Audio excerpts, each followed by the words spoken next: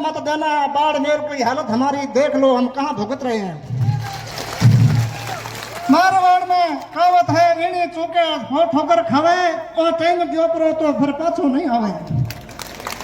SC ST भले आयरा उदाहरण जी ने मौको भले अधिकार दे, अपने फतेह मोहम्मद रो अंतिम मौको है।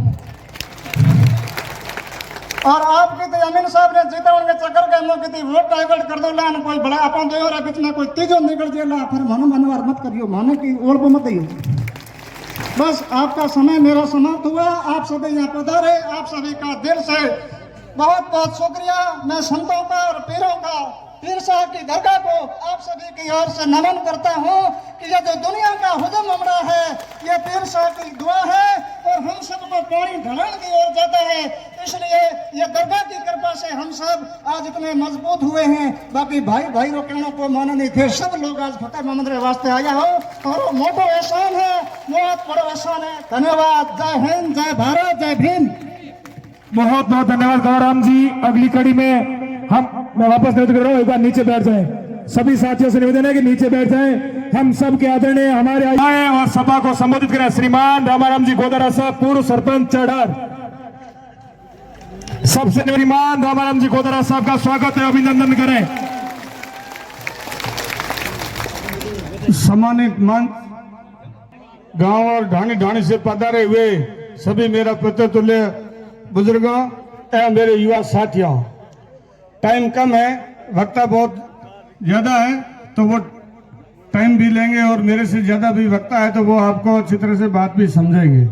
मैं तो एक छोटा कार्यकर्ता हूँ फतेह मोहम्मद जी का, और आप सभी से हाथ जोड़कर विनती करता हूँ, निवेदन करता हूँ कि ये हमने इतना अगर बीड़ा उठाया है तो ये 25 तारीख के दिन हमें फतेह मोहम्मद जी को ज्यादा से ज्यादा अलमारी के निशान पर वोट दे करके, और 3 तारीख के दिन उन्हें ज्यादा अपन को खुशी हासिल हो, ऐसा काम करना है और सब लोगों को ज्यादा से ज्यादा वोट देने की अपील करनी है। और पहले जितने भी इलेक्शन थे इसमें हमने और मुसलमानों ने लगभग हाथ के निशान पर वोट दिए थे, तो मैं आपसे निवेदन करना चाहता हूं कि अपन फतेह मोहम्मद जी को वोट देंगे।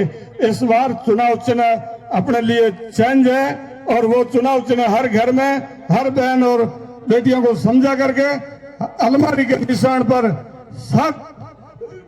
7 नंबर बैलेट पेपर पर ये वोट दरवा करके और भाई फतेह मोहम्मद जी को विजय करवाना है।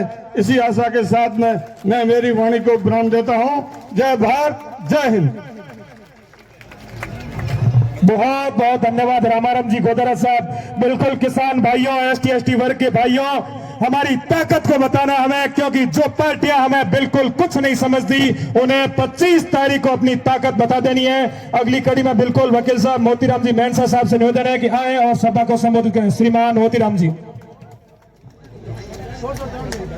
बाबा साहब अम्बेडकर, सर छोटूराम जी,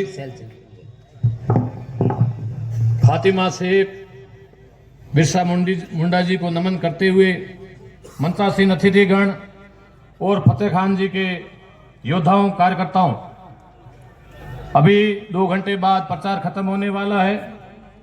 पिछले लंबे समय से आप और हम सब लोग आदरणीय फतेह खान जी को, हम लोगों ने आजादी के बाद लगातार वोट दिए, लेकिन आज भी 2 रुपए किलो गेहूं, टांका, आवास और शौचालय तक सीमित हो गए। लेकिन मैं बड़ी उम्मीद के साथ ये देख रहा हूं कि आदरणीय उदाराम जी, तेजाराम जी, फतेह खान जी और आप और हम सब मंत्रासीन अतिथियों ने मिलकर जो बीड़ा उठाया है उसको हम लोग हजारों हजार की को देखते हुए अब मैं निवेदन करूंगा श्रीमान तेजाराम जी, पूर्व प्रधान साहब, उनसे निवेदन है कि आए और विशालतम सभा को संबोधित करें। श्रीमान तेजाराम जी।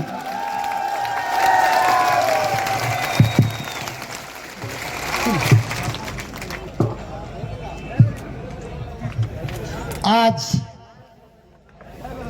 हमारे लाडले प्रत्याशी श्री फतेह खान की चुनावी सभा में उपस्थित मंचासीन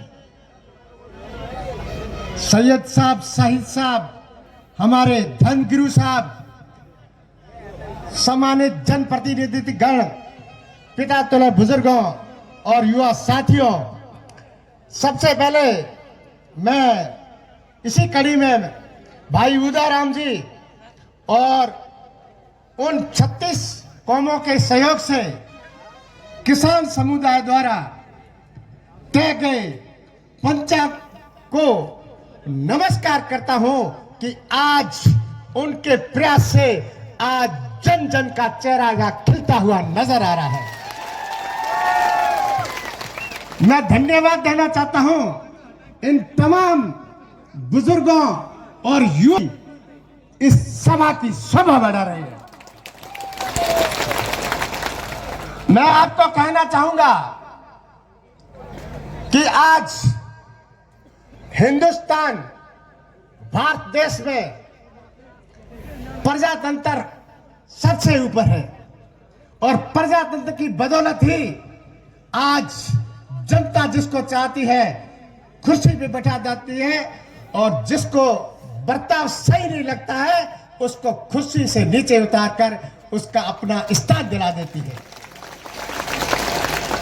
आज जो हालात पैदा हुए जिसमें भाई फतेह खान का जब कांग्रेस पार्टी की तरफ से टिकट कट गया तब SC ST और किसान वर्ग ने यह तय किया जीत भी हासिल करनी है, लेकिन इस सीमांत क्षेत्र में हिंदुस्तान के भाईचारे को कायम कैसा रखा जाए इस बात को मद्देनजर रखते हुए जब फैसला ये लिया गया कि हम सब लोग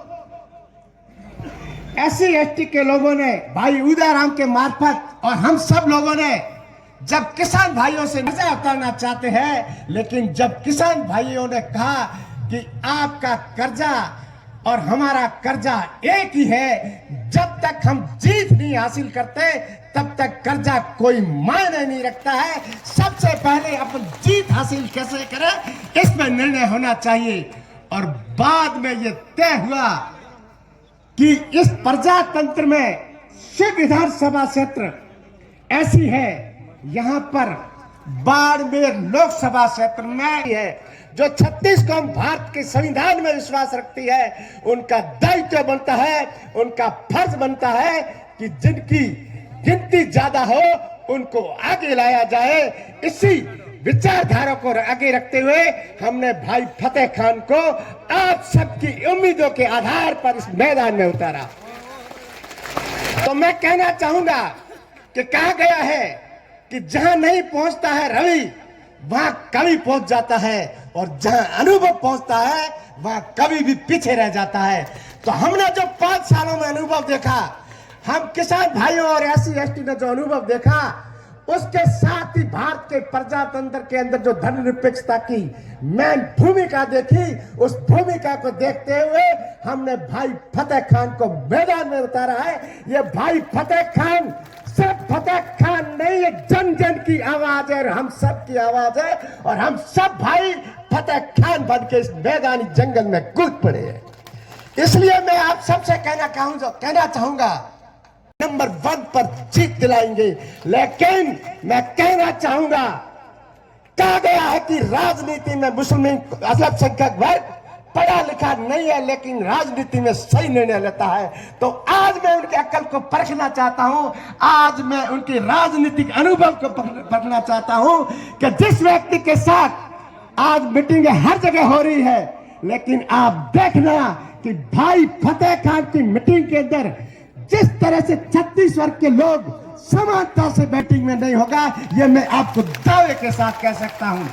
यदि यह मेरा दावा सही है तो मुस्लिम भाइयों को सोचना पड़ेगा कि आज SC ST और 36 वर्ग आपके बच्चे को, आपके लाडले को राजा बनानी चाहती है। ऐसा नहीं है कि जब हम लोगों ने तय किया, यह नहीं किया कि हम हर तरह से आपका नामो निशान मिटा दें। हम आपका वजूद रखना चाहते हैं। SC ST अल्पसंख्यक किसान भाइयों का जो भाईचारा है वो वापस कायम रखना चाहते हैं। तो आपका फर्ज बनता है, जहां आपका बूथ है वो बूथ बोलना चाहिए कि भाई फतेह खान जिंदाबाद जिंदाबाद। इसलिए मैं आप सबसे कहना चाहूं, लोग कहते हैं कि ये राजनीति में अच्छा निर्णय लेते हैं, तो आप खुद सोच लो कि हम एक नया पौधा पनपाने चाहते हैं, उस पौधे में सबका सहयोग चाहिए। आपको छाया ज्यादा देगा तो आपकी उम्मीद भी ज्यादा होगी। तो हम चाहेंगे कि आपका परसेंटेज, मतलब है कि जो SC ST और किसान वर्ग वोट दे रहा है उसकी तुलना में आपके वोट ज्यादा पड़ना चाहिए। इसी उम्मीद के साथ कि हमने जो निर्णय लिया है, हमने सोच समझ के निर्णय लिया है। हम SC ST के लोग, किसान वर्ग, जैसे भाई साहब ने अभी फरमा देते, हम आपको घोड़े पे चढ़ा देते। तो मैं कहना चाहूंगा कि आज MLA कौन नहीं बनना चाहता है, लेकिन जीत सबसे बड़ी चीज है।